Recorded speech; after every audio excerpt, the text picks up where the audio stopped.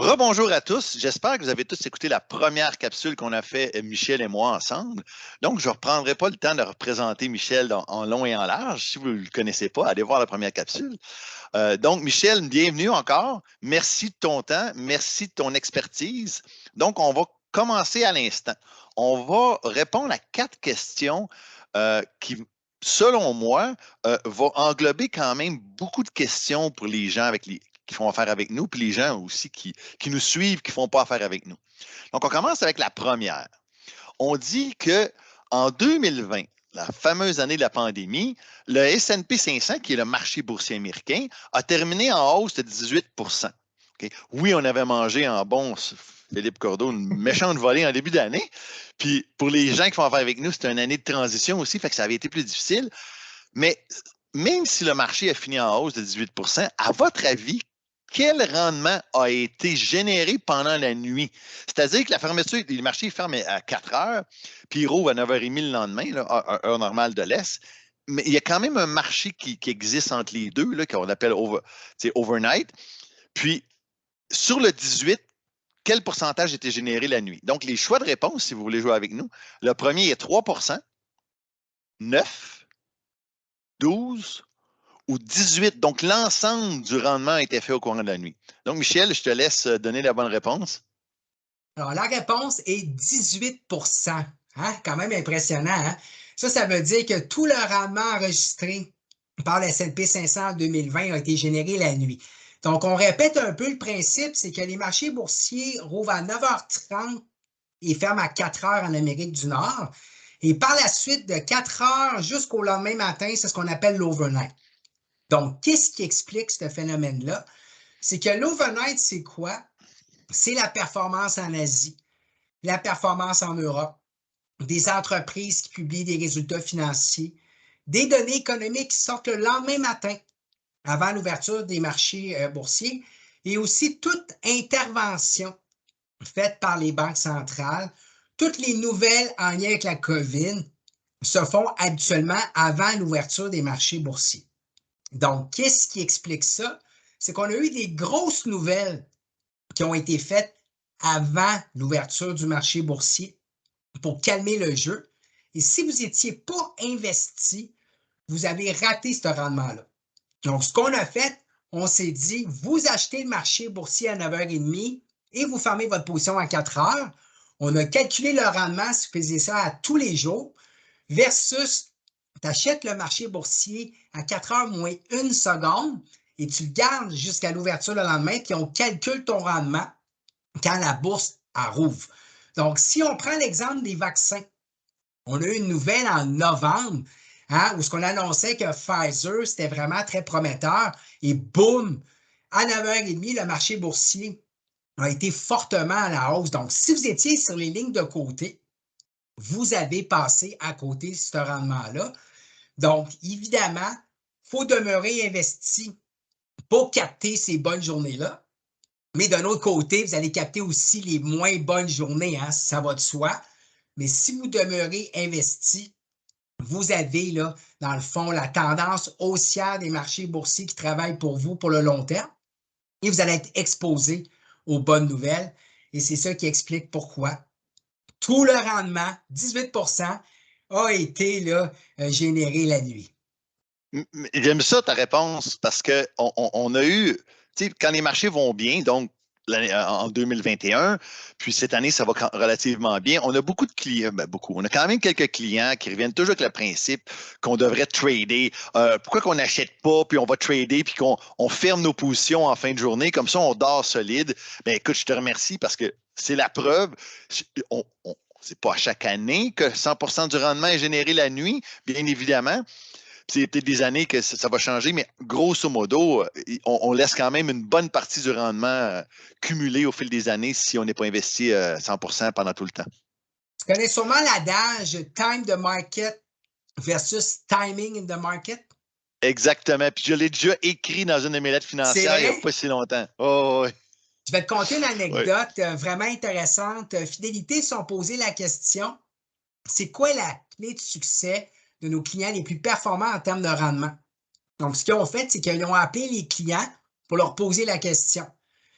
La première, tu sais, dans le fond, le premier groupe de clients, ils ne se souvenaient même plus d'avoir eu un compte d'ouvert chez Fidélité. Et pour les autres, écoute, Philippe, ils étaient décédés. Donc, c'est pour te dire que des fois, faire le mort à la bourse, de rester pleinement investi, c'est une stratégie qui peut être gagnante à long terme. Oui, oui. Ben, on va enchaîner sa deuxième question parce que ça Oui, touche un peu la même chose. Je suis une des principales raisons pourquoi les cours boursiers ont chuté d'environ 90% dans les années 30. Donc, quand il y a eu la fameuse Grande Dépression, pourquoi que ça a chuté de 90%? Donc, les choix de réponse sont le manque de participation des investisseurs institutionnels, donc les grandes corporations, les fonds de pension, la Deuxième Guerre mondiale, l'absence de la SEC, qui est la Securities Exchange Commission, qui est un peu l'organisme de supervision de conformité des marchés boursiers, ou le manque d'innovation. donc la réponse, c'est l'absence de la SEC, qui est Securities Exchange Commission. Donc, évidemment, il y a un principe à la bourse qui dit que tout le monde veut que ça monte. Quand tu y penses, Philippe, l'investisseur veut bénéficier d'une belle retraite, le dirigeant d'entreprise est rémunéré en actions, les gouvernements veulent percevoir davantage de taxes, donc ils veulent une économie puis une bourse qui roule, et aussi les politiciens veulent se faire réélire. Donc, évidemment, pour aider à ce que tout le monde veut que ça monte, on a mis en place des instances gouvernementales pour faire des interventions, puis faire de la réglementation aussi des marchés financiers pour avoir confiance dans le système. Donc, si on fait un parallèle à aujourd'hui avec la Réserve fédérale, on voit que les interventions sont beaucoup plus efficaces.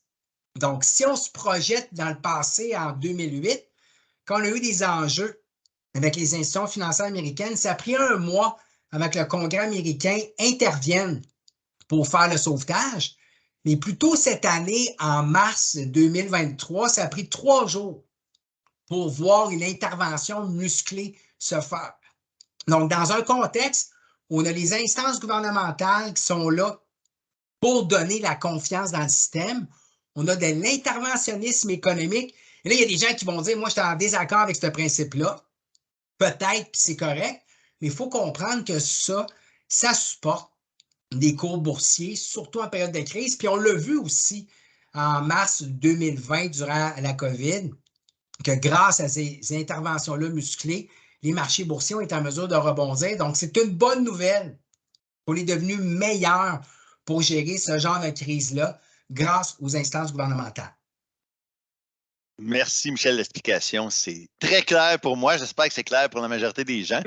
Puis oui, même s'il y a des gens qui ne sont pas en accord avec toutes les interventions gouvernementales, que quelquefois je peux partager leur opinion, dans ce cas-là, ce n'est pas vraiment le gouvernement qui prend contrôle, c'est le gouvernement qui régularise, si on Oui. veut, l'émotion dans le marché pour ramener à la raison, là, indirectement. Là. Oui. Troisième question, qui est un petit jeu que tu voulais nous faire. Donc, on dit, je vais te laisser poser, je vais lire la question, je vais te laisser arriver avec le concept. Si on vous propose un petit jeu hypothétique, okay, prenez 2 secondes, on lance une pièce de monnaie, donc dans le fond, pile ou face, un bon de en dessous. Si elle tombe sur pile, Michel, il vous donne 100 $. Mais si elle tombe sur face, vous lui envoyez 100 $. Est-ce que vous aimeriez jouer à ce jeu-là? Toi, Philippe, est-ce que tu as le goût de jouer avec moi? Mais moi, je ne suis pas la bonne question, mais la bonne réponse, parce que je suis un gars très pragmatique, puis je suis un gars qui adore les statistiques, puis pour moi, c'est un jeu parfait, c'est-à-dire que j'ai autant de chances de gagner que de perdre, puis mon gain est aussi bon à l'achat. Donc, si on joue toute notre vie, moi et toi, on va finir even entre les deux. Mais quand j'ai posé la question à ma femme, je peux te répondre que non. Elle ne jouerait pas à ça. C'est bon, ce que Philippe parlait, c'est l'espérance mathématique. Donc, l'espérance mathématique, si on répète l'expérience plusieurs fois, ben 50% des chances de gagner 100 $, ben on fait 0,5 fois 100, ça fait plus 50. Puis on a 50% de probabilité de perdre 100 $. 0,5 fois moins 100, ça fait moins 50. Donc, plus 50, moins 50, ça donne 0. Donc, si on fait ce jeu-là pendant plusieurs fois, au final, on va avoir beaucoup de plaisir, mais il n'y a personne qui va sortir gagnant. Donc, on a fait cette expérience-là aux gens, puis les gens ils disaient non, mais ça ne nous intéresse pas de jouer à ce jeu-là. Donc là, ma deuxième question que je te pose, est-ce que Philippe, ta conjointe, ça prendrait combien d'argent que je dois donner pour qu'elle joue avec moi? Est-ce que tu as une idée, là? Elle n'est peut-être pas avec moi en ce Ah, moment, là. moi, j'ai une idée, puis j'ai posé la question. Je me préparais à notre rencontre. C'est pas tout le monde qui connaît ma conjointe, là, mais ma conjointe, elle est très conservatrice, disons. OK?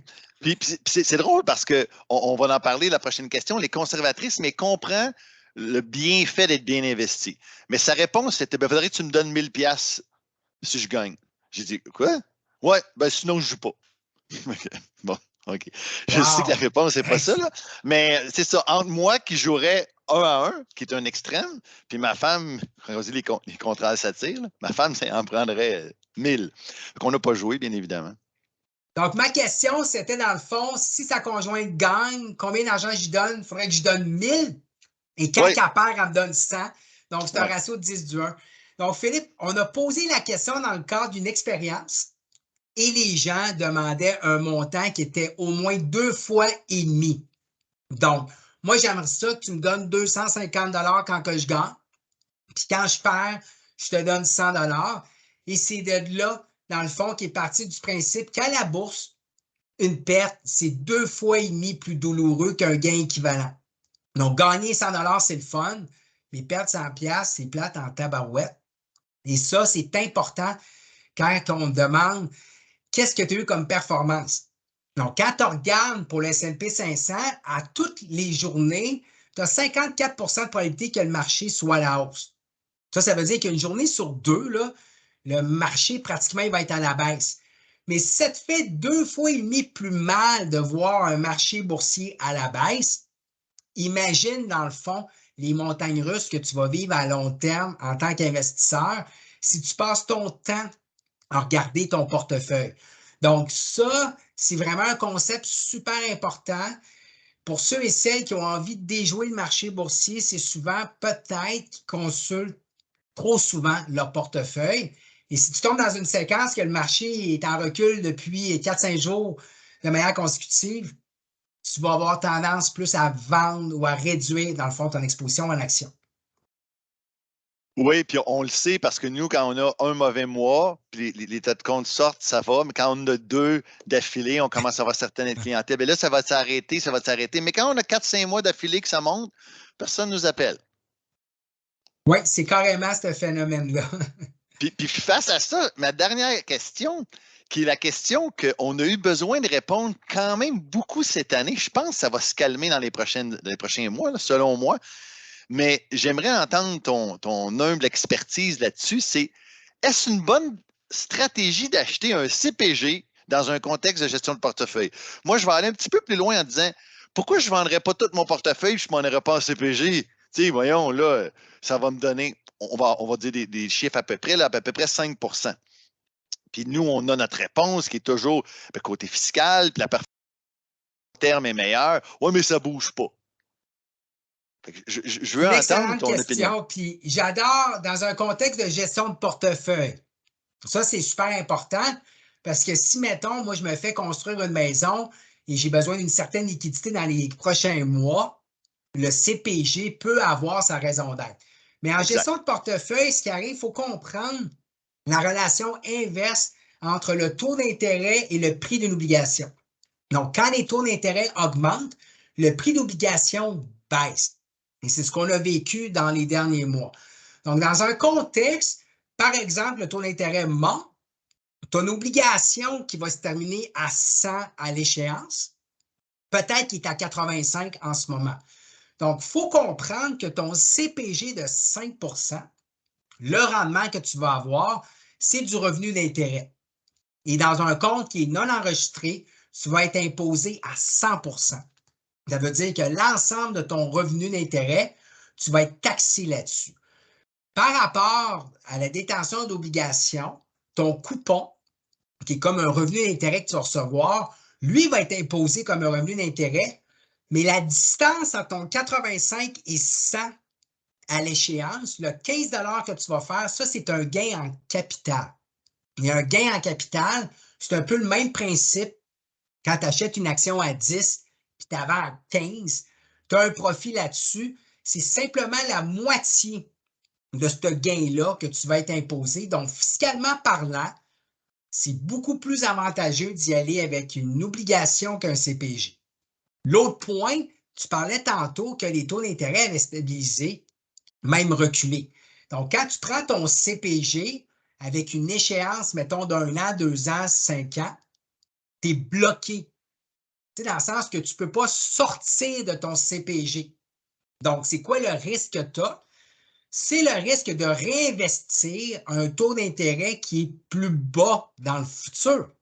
Donc, si on prend le taux d'intérêt 10 ans aux États-Unis qui était à 5 à la fin octobre 2023, là, tu es dans le coin de 4,40 présentement, fin novembre 2023. Donc, tu vois que les taux d'intérêt ont déjà reculé parce que l'inflation, c'est moins de menaces. Puis on commence à avoir des signes de ralentissement et les gens, ils parlent d'un atterrissage en douceur.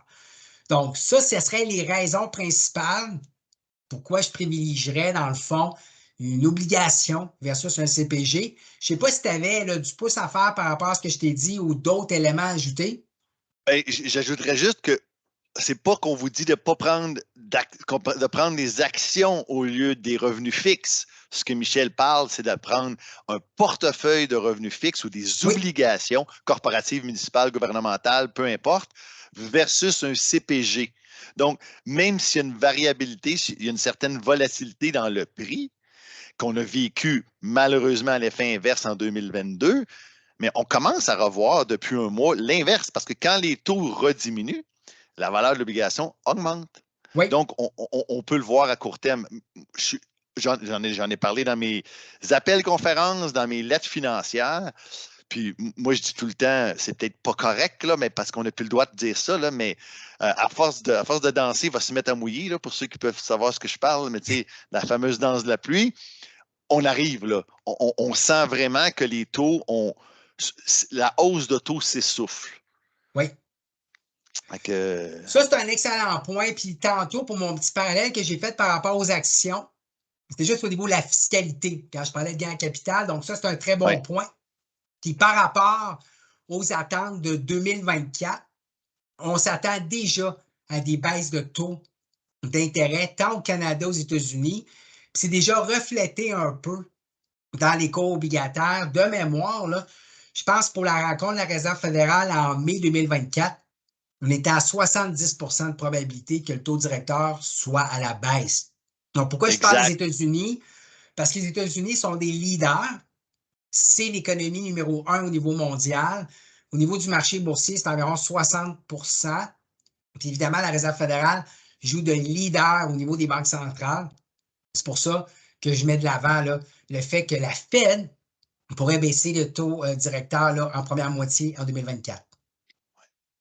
Écoute, Michel, je te remercie encore une fois de ton temps.